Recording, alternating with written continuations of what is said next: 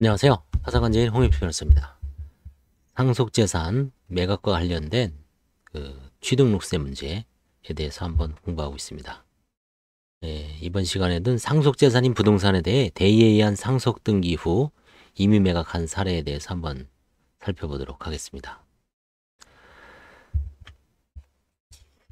정모 씨는 2017년 1월 23일 사망했습니다.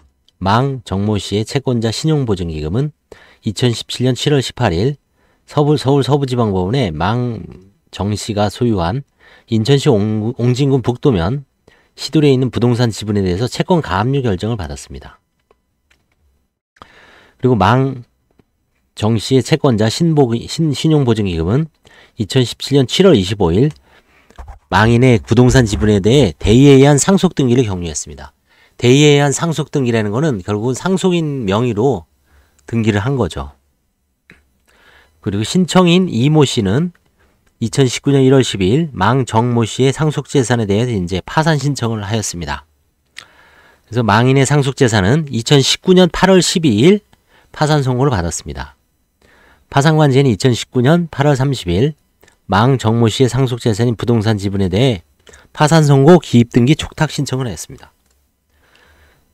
그리고 파산관제인은 2022년 한참 지났었죠. 한 3년 지난 다음에 김모 씨라는 사람한테 망 정모 씨의 부동산 지분에 대해 금 2억 2,700만 원의 매매 계약 후 파산재판부의 허가를 얻어 이전 등기를 마쳤습니다. 이전 등기를 마쳤습니다. 그래서 파산재단에 편입했습니다. 이런 식으로 대의에 의한 등기 후 매각을 한 사례도 있고요. 상속재산 파산에서. 지금은 상속재산 망인이 명의에서 직접 이전이 된다는 게 지금 이제 대법원 등기 선례가 있었다고 말씀드렸죠.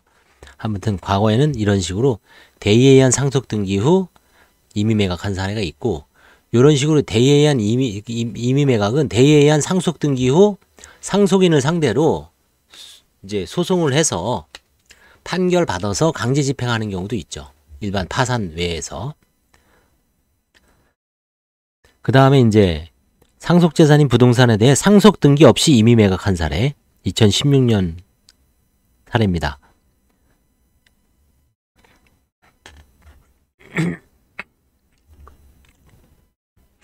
이거는 어제 한 사례입니다.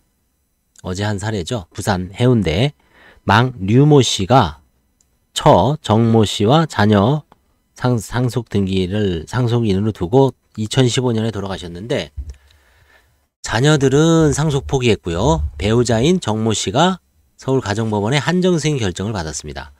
그래서 상속 포기 및 한정승인 결정 당시 망 류모 씨 적극 재산은 부산 해운대구 반여동을 비롯한 총 8필지에 한 5억 3,700이 있었고요. 빚은 30억 있었다 그랬죠. 서울보증보험에. 그래서 서울회생법원은 2016년 7월 14일 파산 재산에 대해서 망 류모 씨의 상속 재산에 대해서 파산 선고를 하고 관제인으로 이모 변호사님을 선임을 했습니다. 그래서 유모 씨 재단 채권액은 7억 5천이네요. 부산진 세무서장, 동래 세무서, 해운대구청, 광역시, 부산광역시, 부산시 동래구청 총 7억 5천입니다. 그래서 파산관제인은 이제 경매를 통해서 이제 파산재단에 편입을 했습니다. 그래서 파산관제인들은 이제 949만 원을 편입을 했고요. 다음에 나머지 부동산에 대해서는 거액의 재단 채권이 압류되어 있어 있거나 선순위 근저당권이 설정되어 있어 파산관제인이 한가하더라도 파산재단에 편입할 금액이 없을 것으로 보였습니다. 이와 관련해 파산관제인은 동래구청, 동래세무서, 부산진 세무서 등에 공매 요청을 하였으나 거절당했다. 말 안 듣죠? 파산관제인은 그 아래 부동산들에 대해 재단 채권들에게 임의 경매 등을 요구하고 도로를 사용하는 지자체에 수용을 요청하였으나 거절당했다. 한편 파산관제인이 아래 부동산에 대해 한가 포기할 경우 한정승인 상속인이 이를 청산해야 하는 문제가 계속 남게 되죠. 그렇죠. 저도 이런 사례가 있었습니다. 근저당권자도 꼼짝 안 해. 수원시청도 꼼짝 안 해.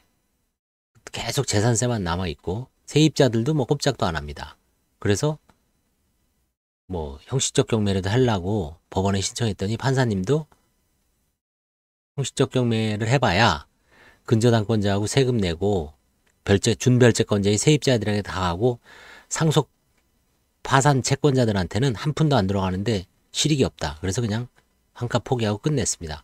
결국은 망인의 한정승인 상속인이 계속해서 시달려야 되는 문제가 있습니다. 물론 해당 재산으로 변제가 책임이 제한되기 때문에 고유 재산에 대해서는 강제 집행을 할 수가 없는 점은 있습니다만, 아무튼 상속재산 파산이 폐지가 돼서 여지는 계속 남아 있다고 할 수 있습니다. 그래서 이런 얘기 많이 하죠. 신청인 정모 씨가 여기서 관제인에게, 이 변호사님에게 파산 절차에서 매각되지 않으면 본인이 계속 매각해야 하는데 나는 불가능하다. 그러다가 자신이 사망하게 되면 또 자식들이 상속을 받아야 한다.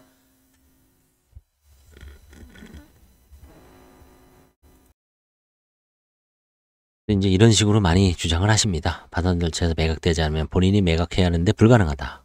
그러다가 자신이 사망하게 되면 또 자식들이 상속을 받아야 한다. 그럼 똑같은 문제가 되풀이 되는데 그렇게 하고 싶지 않다. 파산 절차에서 처리해달라. 파산 절차에 매각할 수 있다면 제가 비용을 부담하겠다. 이게 이제 이런 분들이 절규죠.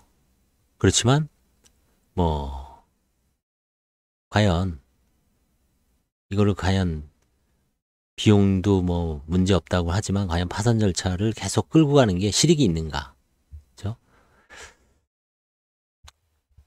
그래서 여기서 이제 관제인은 2019년 7월 17일 신청인에게 경매 신청 비용, 예납 비용, 감정 비용 등은 선납해주면 제가 형식적 경매 신청하여 처분을 하겠다. 매각일이 종료된 이후에 집행 비용이 파산관계에 입금되면 우선 반환하겠다. 경매에 소요된 비용과 이후 입금되는 집행 비용 사이에 차익이 있더라도 이에 대해서는 파산관계에 요구하지 않겠다는 확약서를 작성하면 파산 재판부의 허가를 받고 진행해 주겠다고 이제 이야기했고, 그래서 이 사안에서는